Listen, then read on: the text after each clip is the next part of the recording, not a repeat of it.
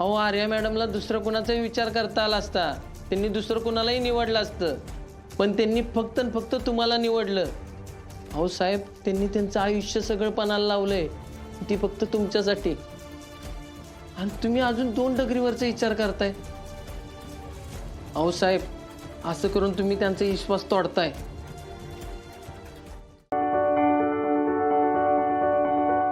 नियतीने कदाचित निसर्गाला सुद्धा खूप दुःख दिलेले असत.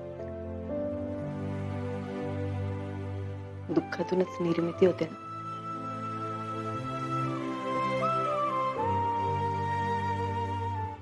अर्जुन, आपल्या नात्याची सुद्धा नव्याने निर्मिती होतीये का रे?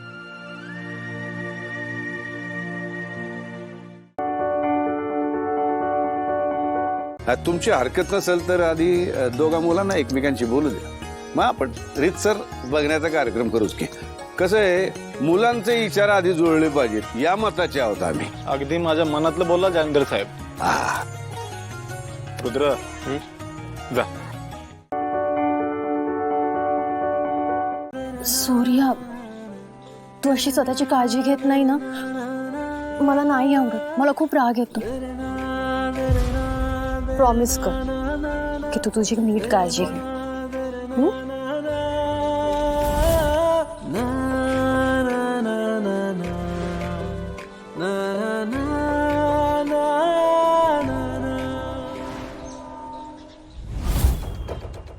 हा अजून इथेच का उभा आहे? जा, जाऊन सांग, मुलगी फारच फॉरवर्ड आहे, मला नाही झेपणार, आणि मोड एकदाच हे लग्न. दादा उचल. मी का तुला उचल? मी नाही उचलणार. अरे मला नाही, वहिनीला उचल.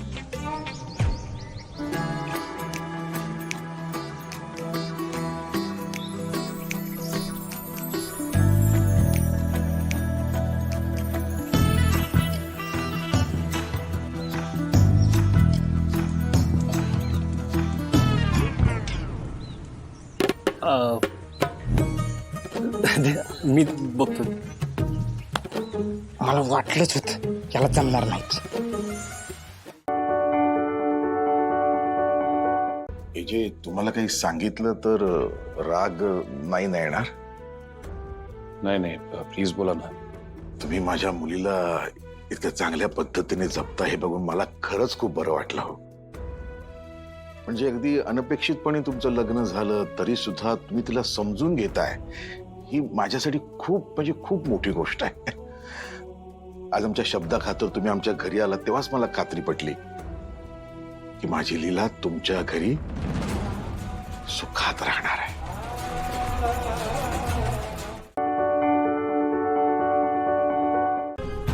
प्रेम, अद्वैत, प्रतिबिंब यक्षणाय सिद्धते.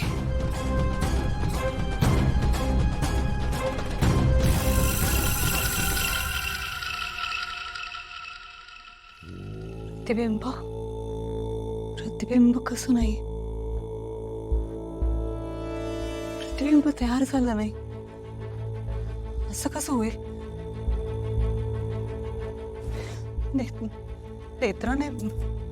नेत्राने विचित्र वेळेची तार तोडली म्हणून माझी प्रतिबिंब शक्ती गेली असेल.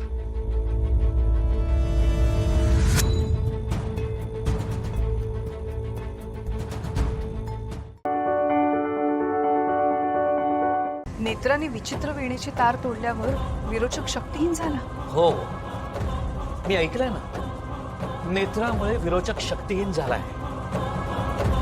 विरोचकाला माहिती नव्हतं की मी ऐकतोय, त्यामुळे तो बरंच काही बोलून गेला. चला, एका अर्थी चांगलं झालं आपल्यासाठी. तरी आपल्याला अलर्ट राहायला हवं. पण जरी विरोचक शक्तीहीन झाला असला तरी तो शांत झाला नाहीये. रागाच्या भरात तो काही करू शकतो. तुम्हा सगळ्यांना वाटत होतं ना की मी ओवी आणि श्रीनूच्या मध्ये येते, तर मी आज हे सगळ्यांसमोरच सांगते की मी यापुढे या दोघांच्या प्रेमाच्या आड येणार नाही. ओवी, तुझं प्रेम आहे ना श्रीनूवर, मग तुम्ही दोघं खुशाल लग्न करू शकता.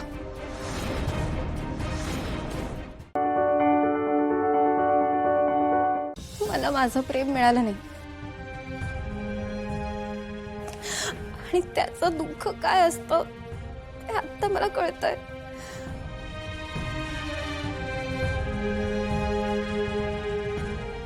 पण ह्या दोघांच्या वाटेला ते येऊ नये, त्यामुळे ह्या दोघांचं लग्न लावल्याशिवाय मी गप्प बसणार नाही.